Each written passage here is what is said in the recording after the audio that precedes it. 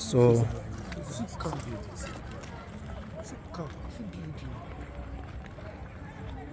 target.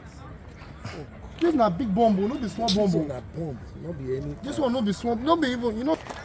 Before, ó dàbí ẹni pé máa ní ìdí láti pe màmá tó kó wá ṣe.